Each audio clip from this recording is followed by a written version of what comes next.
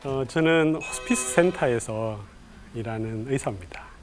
제 전공은 가정의학과고요. 인생의 마지막은 죽음이죠, 죽음. 죽음이 왜 삶이 준 최대 발명품일까? 그게 이제 제 강의 주제입니다. 호스피스란 말 혹시 들어보셨죠, 그죠? 네.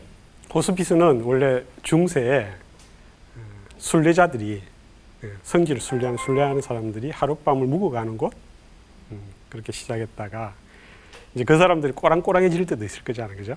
그래서 그 사람들이 임종을 맞이하는 건데 좀 편안하게 하는 곳, 그렇게 하다가 요즘은 어떻게 변했냐면은 연명치료라고 들어보셨죠? 그거 하고 싶지 않죠? 요즘은 이제 많이 퍼져서 나는 죽을 때 절대로 저거 안 할래. 그게 이제 연명치료인데, 예를 들면 삶의 가능성이 없는데 호흡기를 꽂고 연명하는 거예요. 자기는 살고자 하는 일이 전혀 없는데 그런 경우가 있었습니다. 그렇듯이 연명치료를 하는 거를 이제 하고 싶지 않은 사람들, 그런 사람들이 편안한 죽음을 맞이하는 것을 이제 도와주는 그런 일을 합니다. 제가 호스피스랑 인연을 맺게 된 거는 제 가족 이야기부터 할게요. 제 가족은 제가 2010년도에 그날 아침이 겨울이었던 것 같아요.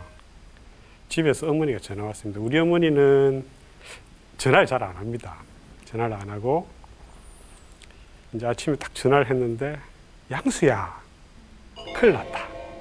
첫 마디가 딱 그거 쓰면서 제 친구 병원에 갔더니 암일 것 같다. 그것도 담낭에 있는 암이다. 암 중에서 평균 수명이 한 6개월 정도 되는 암이었는데 좀 앞이 캄캄하더라고요. 저도 이제 의사지만 당황스럽습니다. 왜냐하면은 제가 죽음을 많이 맞이했지만 내 가족이 가까이 있는 사람이 죽는 거는, 또는 그런 일을 당하는 거는 익숙치 않더라고요. 참 아이러니하잖아요, 그죠? 그걸 뻔히 보면서 내 가족은 그렇지 않을 거다, 나는 그렇지 않을 거라는 생각을 하니까. 근데 이제 여느 사람처럼 저도 똑같이 수술 잘하는 의사 찾아보고 또 서울로 아버님 모시고 오고 그런 과정을 거쳤습니다. 거쳐서 이제 수소문해서 이제 수술도 할 수 있을 정도라서 수술하시고, 또 아니나 다를까 1년 정도 지나니까 재발을 하더라고요. 재발하고 또 방사선 치료하신다고 했는데 그것도 신통치 않았습니다. 근데 제가 다행히 제가 미국 연수하면서 잠시 배웠던 그 비타민 C를 고용량으로 사용하는 방법이 있었는데 그걸 아버지는 들었습니다. 그래서 잘 듣더라고요. 그래서 희망이 있겠다 했는데 그것도 한 1년 정도 지나니까 이제 극복하지 못해서 이제 호스피스를 권해서 호스피스 들어갔습니다.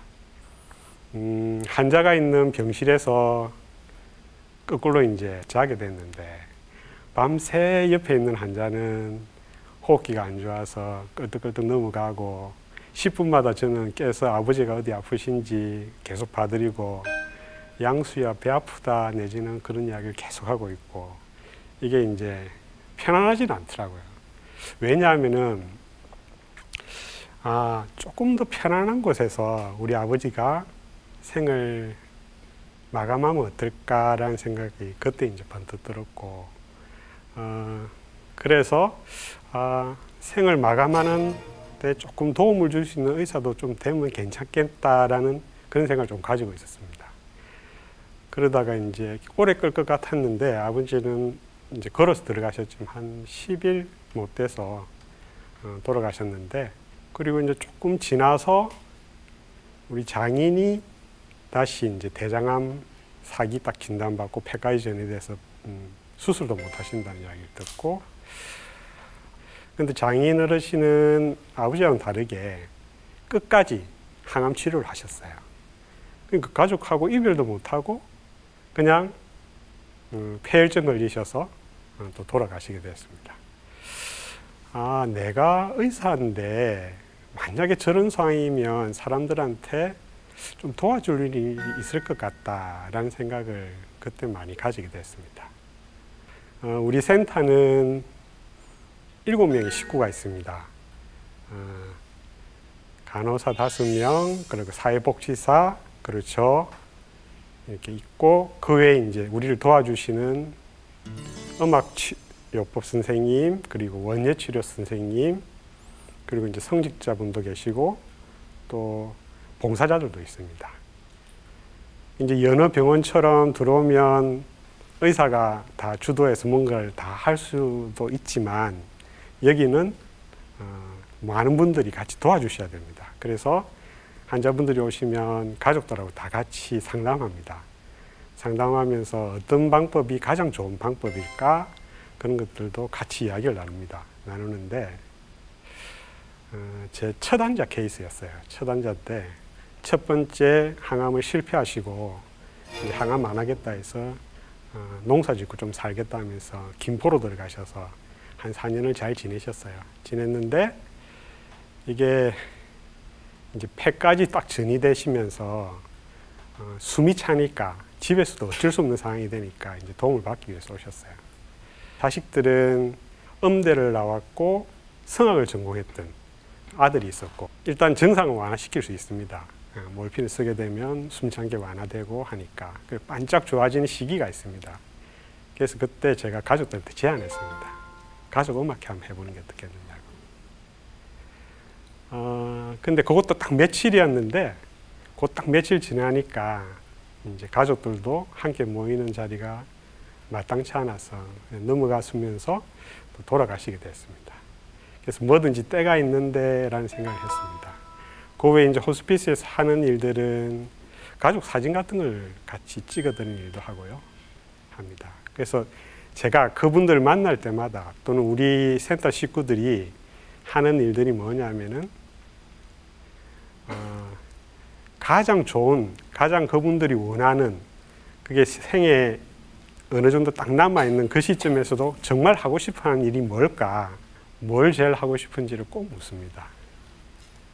이제 제일 황당한 케이스는 그런 게 아무것도 없다 하시는 분, 정말 황당합니다. 예를 들면 이분은 80세 때 폐암을 앓았습니다.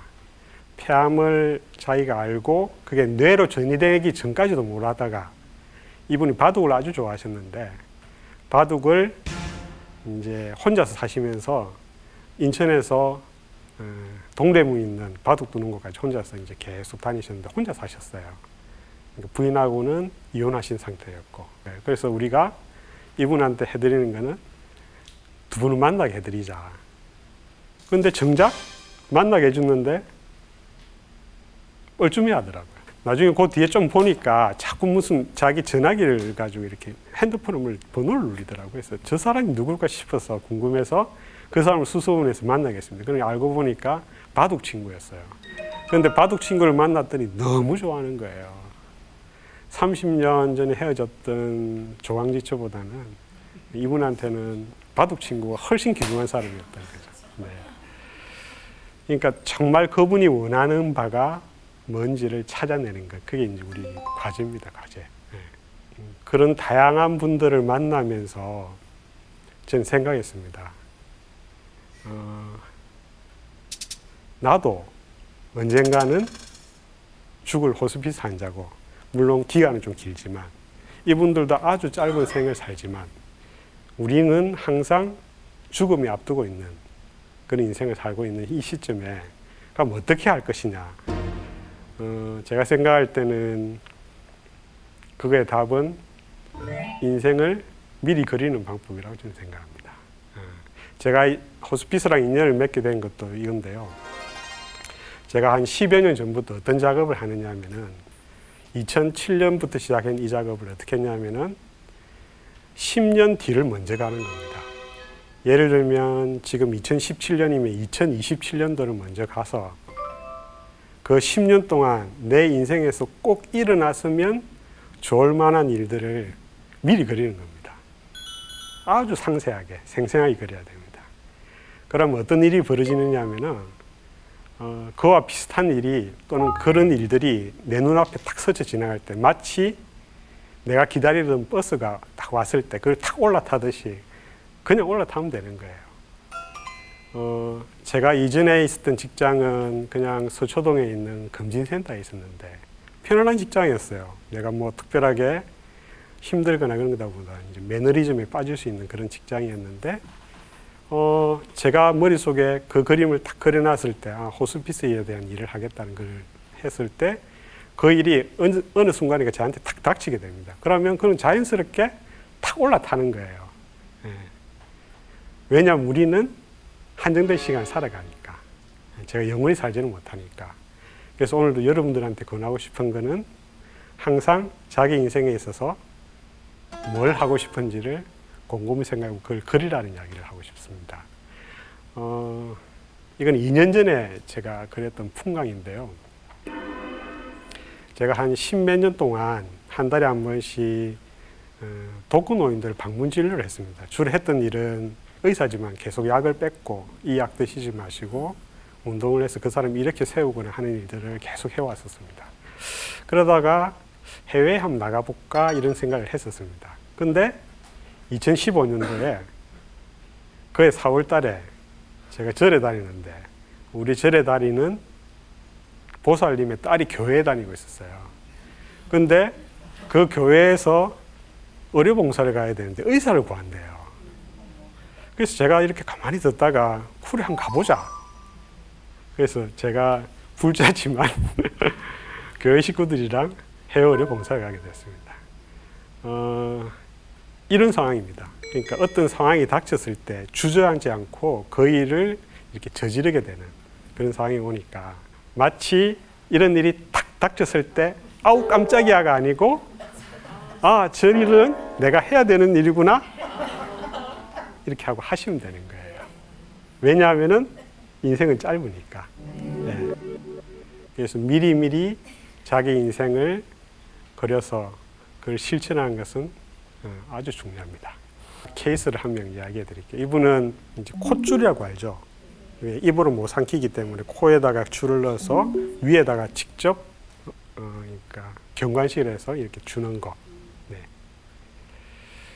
이분이 버킷리스트가 뭐였냐면은 막걸리였어요. 이제 작전에 돌입했습니다. 콧줄을 뽑아드리자. 이제 훈련을 시켰어요. 콧줄을 뽑고 그 다음에 그 음식을 먹는 작업도 했는데 이분이 다행히 음식을 잘 넘기게 됐습니다. 그럼 술은 뭘로 먹어야 됩니까? 입으로 먹어야 되잖아요. 그죠?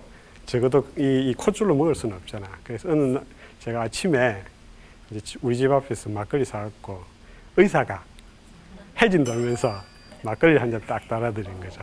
네. 그래서 이분이 야 정말 맛있다는 그 표정을 지을 때 기뻤습니다. 그래서 저는 이 일을 사랑합니다. 의사가 해진 돌면서도 막걸리 한 잔씩 따라줄 수 있는 이 일을 저는 사랑합니다. 그와 함께 여러분들도 인생에 있어서 정말 자기가 하고 싶은 일을 미리 그리고 살았으면 참 좋겠습니다. 여러분 감사합니다.